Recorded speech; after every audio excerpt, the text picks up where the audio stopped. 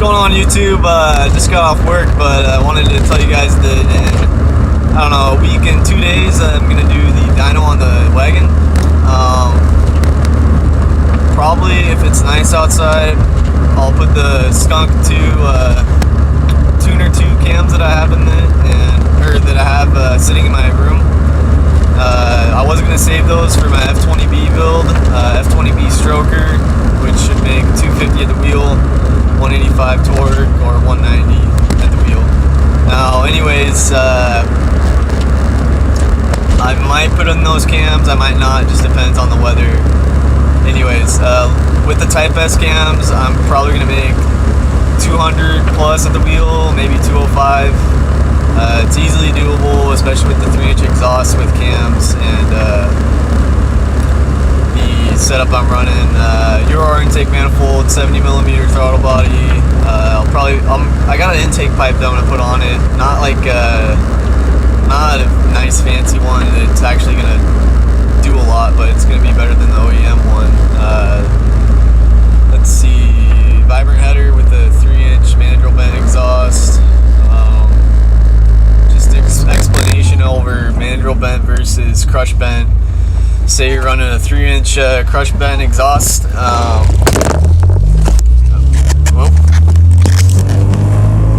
Say you're running 3-inch crush bent exhaust. The way that they bend that is with a hydraulic bender, and when they bend it, this spot right here. Okay, so this spot's straight. Let's say this is a 180, alright? Let's say this is a 180.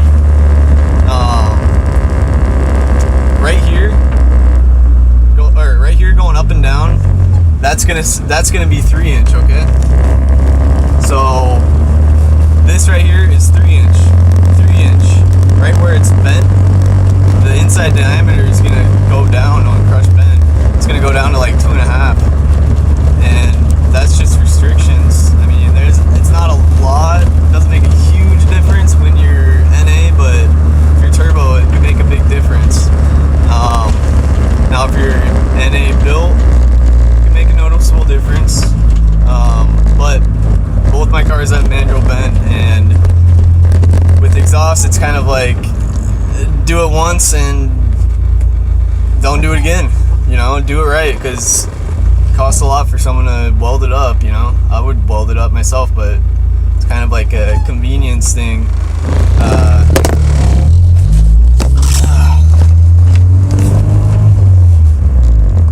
It's hard to drive and do this. Anyways, so it's kind of a convenience fee. I paid $160 to get that whole thing welded up. That's a pretty good deal in my opinion. A lot of people would charge a lot more than that. But I've been going to this guy for a while. This is the 4th time he's done a full exhaust for me. Anyways, so Wagon gets dyno tuned, not this Saturday, but next Saturday. I'm gonna go to Rich Tuned, and we're gonna see what he can do. Back to the setup that I was saying that I got distracted on. 3-inch mandrel bent exhaust, vibrant header, Euro intake manifold with 70mm throttle body, intake pipe, Brian Crower springs and retainers, and I'm either going to run the Type S cams or the Skunk 2 Tuner 2 series. Skunk 2 Tuner 2 series. Ugh. Anyways, so if I do end up throwing those Skunk 2s on, probably 10 at the wheel horsepower difference. So I'm just gonna keep it with probably just gonna keep it with the Type S cams. But I do have Brian Crower adjustable cam gears, and I do have those cams just sitting, and it's probably gonna be over half a year until they get any use. So I'm thinking about running them because I paid for them. I'm gonna have fun with them while it lasts, you know.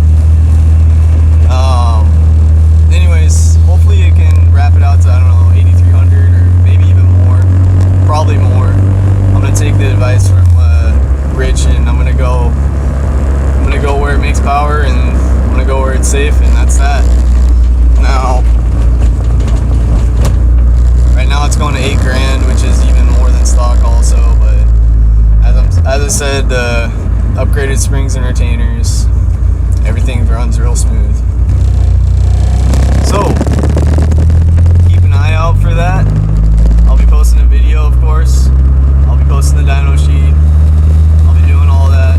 Unfortunately, there's no dyno comparisons versus, I don't know, OEM exhaust versus 3-inch or 2.5 versus 3-inch. I just know that, well, I've done my research and 3-inch is the exhaust to go for. It's not going to make a huge difference on stock cams, but if you got aftermarket cams, full mods, bolt-ons, it's going to make a difference. It will make a difference over stock just a little bit, but exponentially it will make a bigger difference if you have cams or higher compression, especially. Boost, big time. You want that 3-inch exhaust. Anyways, just driving home, got off work Thursday. Pretty crummy looking outside, so I'm gonna try to keep posting on YouTube. And so far I have what, 780 subscribers or something. I don't know. I don't really do formal videos anymore. I don't know why. I just don't have the time to edit a video out. And some of those DIYs I did were awesome, but it took a lot of time to do the editing and this crap and music. Choose what music I even want to make sure it's good, first off. Anyways, maybe I'll get some more of those going, but my laptop screen kind of, half of it doesn't work. I think you saw it in the video where I was trying to explain how to do your TPS and the TPS and your on data. So, I don't know, maybe I'll get a video or two. I'm definitely going to get some videos of the f20b stroker build once it comes to reality.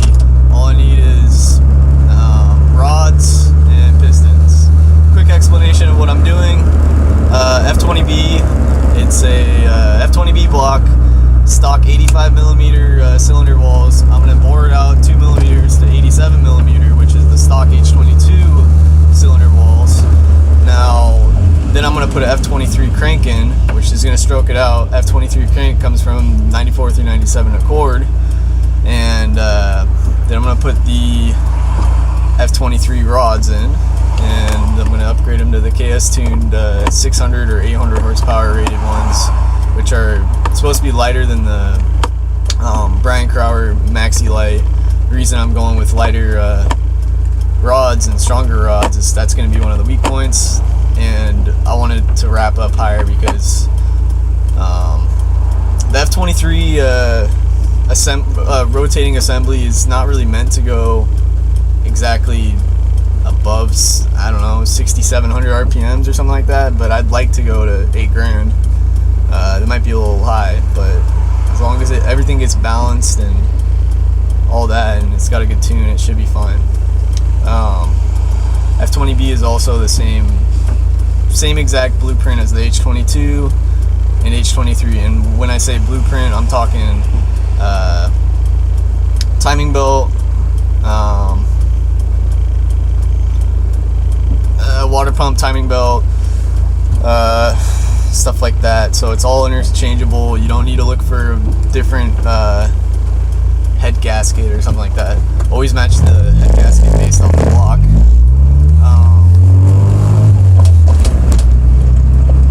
This car is really loud.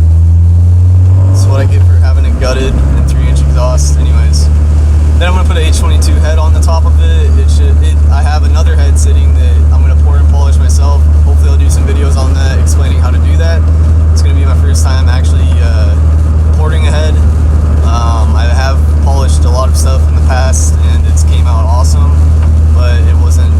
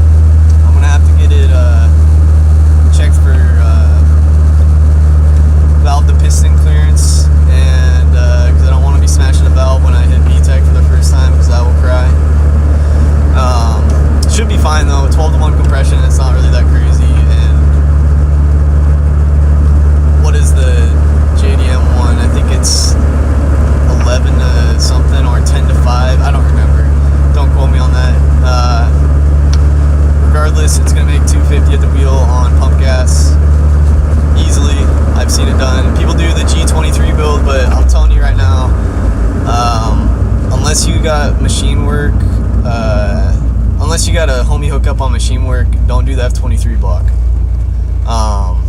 Find a cheap F23 crank. Grab an F20b block cheap. Get those cheap all the time. You can find them online. Then what you're gonna do is just bolt up everything like normal on the F20b. F23, you gotta modify all this stuff, and it's really not worth it. You gotta block the ports in the water or oil ports. I'm not sure in the block, but you gotta block those off. You gotta update the rear of the motor where the water neck is, and that's gonna cost you money. Machine work is gonna cost you money. Now, what I like about the F20b, not only did I get a good deal on it, it's much better. I mean, and first off, for those that you don't know, F20b is iron sleeves, not FRM like the H22 and H23. It's iron sleeves, so that means that I can bore it out or do whatever the fuck I want to it. Now, running 87 millimeter, am I gonna boost it? Fuck no. This is an NA build, a cheap NA build, and when I say cheap, I mean dirt cheap. Like this is gonna be, can be at least. I'm upgrading the rods, and that is the most expensive part of my build. Now, just to really budget this out, I got Type S cams, F20b block, those two alone, and the F20b block is complete. It's got everything, so I can sell the stuff in it if I want, like the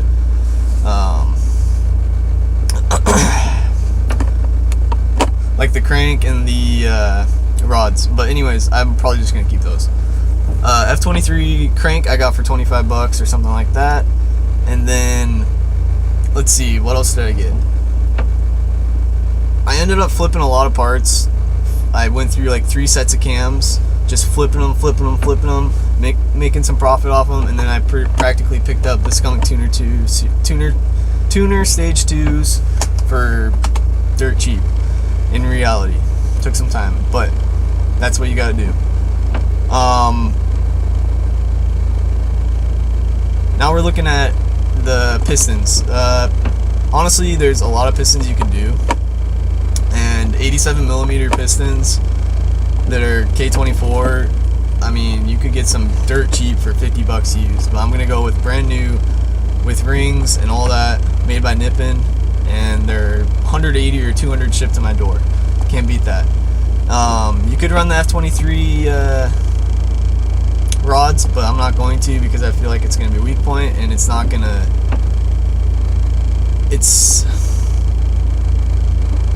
if I have cams, I want to wrap it out, and I want it to be in the range of the cams to make the power. I don't want to have something holding back something that I upgraded, if that makes sense. Because when you upgrade parts on your car, they're supposed to complement each other. So I upgraded the rods. You don't have to, you can get yours. I would, if you do run the F23 rods, I do recommend taking them to a machine shop and having them, I forgot the term for it, but shave them off to make sure they're all the same weight and distributed correctly and stuff like that. And now we're looking at an H22 head. You can find a used one for $100. Then you're going to want to make sure that you take it to the machine shop and make sure that the valves and everything is okay, or just redo it yourself, because it's not that hard. Now, that being said, obviously you want new timing belt and stuff like that, but we're looking at maybe $1,000. Maybe $1,000. Now, when I say $1,000, I mean, I'm I'm talking F23 rods and every OEM F23 rods. That's what you're looking at, and that's including machine work. No, it's not. Take that back. About $500 in machine work, at least. So you're looking at $1,500 for a brand new motor compared to the HMO. That's about the same price for H22A.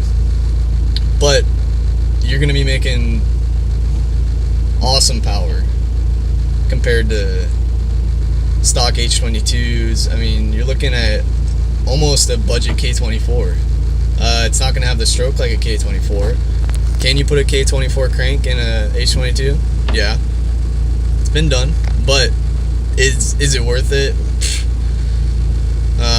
Not really. You could just buy the Brian Crower crank and slap it in, and there it is. Because there's the K series is ran by a belt, or by a chain. H22 is ran by a belt.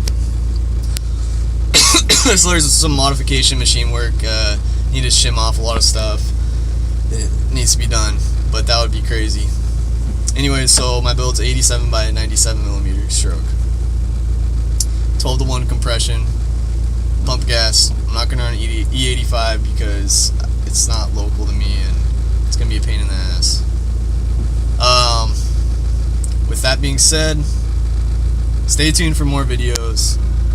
I am just getting home, pretty tired from work. Hopefully get some food in me. So that explains why I'm stuttering on every single thing that I'm saying. So stay tuned for those videos, and this is kind of just a ramble about me and what I'm doing. Later.